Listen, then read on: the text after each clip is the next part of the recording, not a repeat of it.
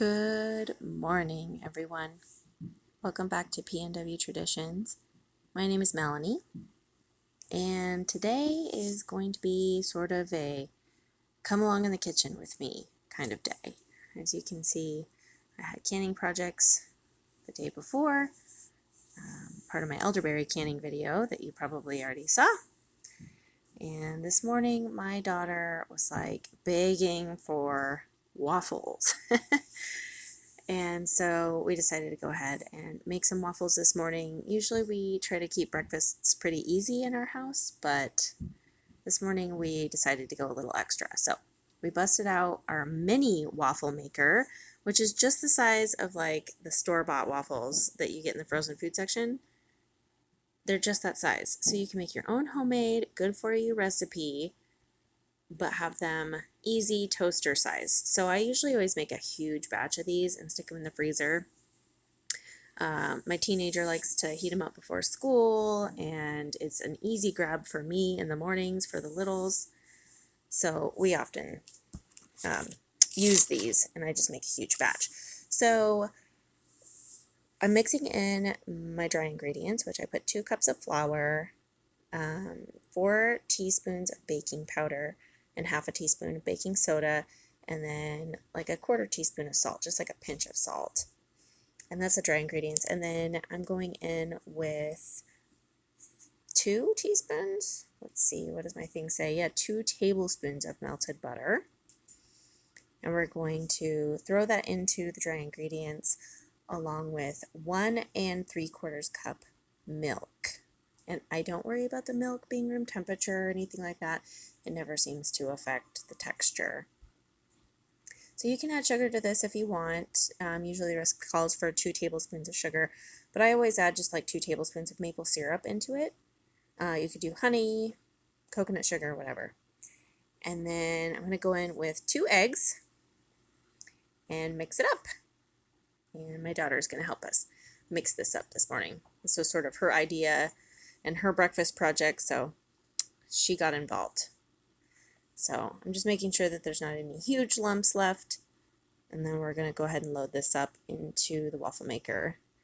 And I didn't pre-grease this, it is non-stick, but as you'll see, they do kind of stick to the top, but that's totally not an issue to get them out. So I'm putting in about 1/8 of a cup, somewhere between 1/8 cup and 1/4 cup. And I'm just putting it in the bottom, and then this machine actually is really cool. It has like these side canals, I guess, and any extra, which, oh, you can't see in that frame, but any extra just comes right off into like this little canal, and the kids can snack on those while you're finishing up the regular waffles. It's pretty cool. So I absolutely love this little waffle maker. Growing up, we had this waffle maker, and it had like these huge squares, 4-section squares, and I looked those up, and holy cow, those are expensive waffle makers. And so I thought, well, if I'm going to spend the money on that, I may as well just get this cool one that makes individual little mini waffles. What kid doesn't like that? So I'm just going to continue. Has this fancy little light on the top, tells you when they're done. And I'm just going to keep that going while I make a breakfast plate for the kiddos. So this morning we decided we were going to go with bananas and cinnamon, peanut butter. So I'm just layering it up, putting a smear of peanut butter on each. And I'm going to slice up some banana, throw it on there. And obviously you can do these up however you want to. We often like to mix huckleberries, which is like a wild blueberry, into the mix. You do have to be careful with those, though, because they will burn to your nonstick surface. So chocolate chips are always really good, but we opted for cinnamon, peanut butter, and banana. So I totally skipped lunch this day because it was not even worth busting out the camera. We just had sort of like leftover, I think we had like extra egg salad from the day before, and it was just a very hodgepodge lunch. So we totally skipped lunch in this day in the kitchen, and we're going right to dinner. So I just threw 1 pound of elk sausage into this pan. My daughter's helping me bust it up. This is from an elk that my husband got, I think, last season. And we added a bunch of spices to it and seasonings and made it into sort of a breakfast sausage flavor profile, which it's really, really good. We're actually hoping to get another elk this season and try this again with maybe some of our own seasoning mix. It's really, really good. So we're using up the last of it. I think we have just a couple more packages of that left. And we're going to use it on some pizza tonight. We are doing sheet pan pizza. So you can see my daughter, she's working on the cheese grating while I get ready for dessert.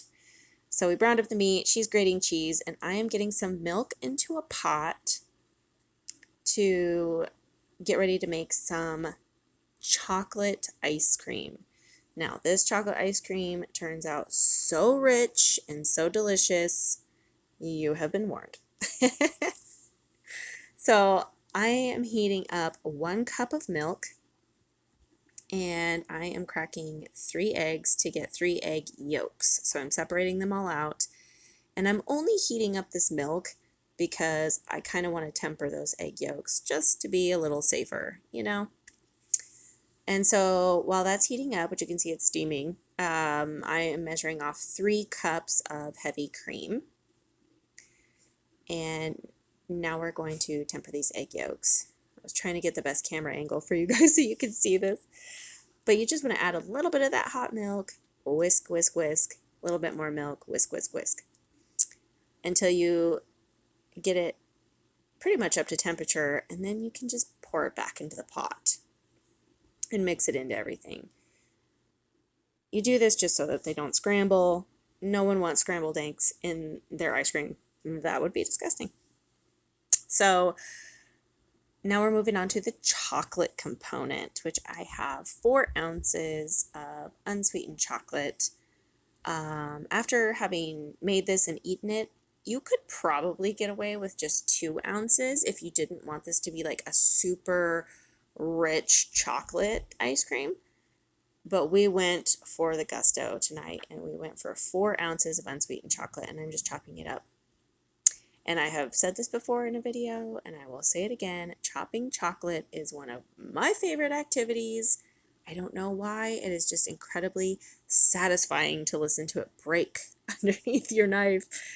So I chopped it up. It doesn't have to be perfect, just enough to where it's going to start melting and breaking down in that hot egg yolk and milk mixture. So, and like I said, you can adjust this to your taste. If you want to use cocoa powder, you could, but it doesn't really give it that like depth of chocolate flavor, which I really, really enjoy. So I'm going to really whisk this vigorously to get that incorporated. And you can see it came out nice and glossy, and it thickens up because those egg yolks are really like thickening that mixture. And I'm going in with about a 1/2 cup of honey. You could use maple syrup if you want, coconut sugar, regular sugar, whatever it is that you want to use. I often turn towards natural sweeteners.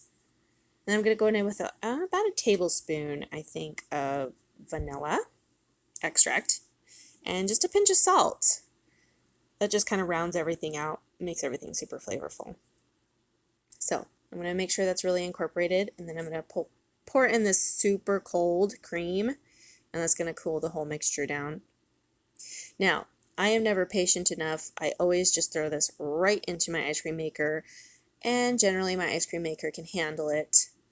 But sometimes I have to pull it back out, let it refreeze, because I just wasn't patient and my mixture was not cold enough. So I would recommend to you letting this sit in your refrigerator for even just a 1/2 hour to get colder, and then setting up your ice cream maker and pouring it in. Have patience, unlike me. So I'm just pouring it in. You want to make sure you turn on the ice cream maker before you pour so that it's already rotating. And this turned out so good. It was rich and delicious. And I'll show you the end result of that here at the end of the video. So while that's churning, we're back to pizza. She finished up her cheese grating job, which, as anyone knows, is a huge job. And we're going to liberally oil this sheet tray, just a standard sheet, cookie sheet. And we're going to dump this dough, which I totally forgot to film me making the dough, but it is nothing fancy. It's not sourdough or anything. It's just standard pizza dough. I think I got the recipe online. And I am just pressing it out. You want to press it completely till you fill all the edges and the corners. And it kind of wants to spring back on you a little bit, but just keep working with it and it'll eventually go. So this is our favorite store-bought pizza sauce. I am planning this season. I have a ton of tomatoes coming out of my garden, so I'm planning to make my own pizza sauce. And I hope that it compares because this is just, I think it's Classico, yeah. It's our favorite. And so we're just spreading that out. I think it was 3/4 of a jar. I don't think it was quite a full jar. And then we're going in with some grated mozzarella. And this evening, actually, we decided we are going to do like a half and half pizza. So we're going like half with the elk sausage and then half with pepperoni. And I browned up an entire pound of elk sausage, but I'll just save it and use like the other half pound for breakfast, do a scramble with it. It's pretty versatile. It's really good in pasta dishes too, if you want to make like a sausage pasta with red sauce. Super, super good. So we went in with just a little bit of cheddar cheese on top of the mozzarella and some Parmesan cheese. And now I'm just going in with, like I said, about a half a pound of that elk sausage. And I'm only spreading it on half. And then I have some canned mushrooms here. I have found this to be one of my new favorite pantry grabs. I get these from Costco, and they are so convenient. I am wondering if I could can my own mushrooms. Like if you harvest morels or anything like that and can them. It is so convenient to be able to just pull that. You don't have to go to the store, get fresh mushrooms. It's just right there. So I poured that all over the whole pizza. So now I'm going in with pepperoni. And most of my family, they're okay with my mushroom and olive additions that I typically do to pizzas, but my husband, he's a purist. He just loves pepperoni pizza. But today, I guess I didn't treat him to that. I just I went for it. I was like, I'm putting mushrooms on everything. I'm putting all the things on. So now I'm going in with the rest of the cheese, going with the rest of the cheddar, putting a little bit more of that parm, and then I'm going to finish it off with a hefty layer of mozzarella. And obviously, you guys know too, the sky's the limit with these things. You can build your own. I'm a big believer in using what you got. So throw whatever you have in there. If you have like pot roast from the night before, chop it up, throw it on there. Make yourself like a cheeseburger pizza or taco pizza. Just the sky's the limit. Use what you got. And it turned out great.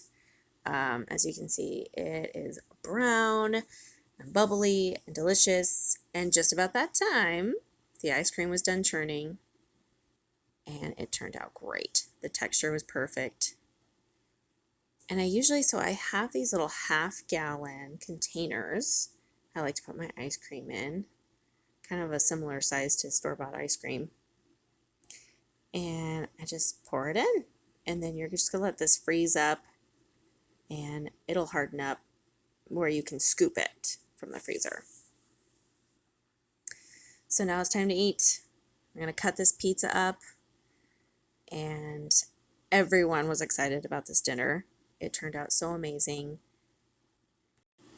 Even the baby ate it. She loved it. So, all right, guys. Well, thank you for coming along with me in the kitchen on a busy Friday.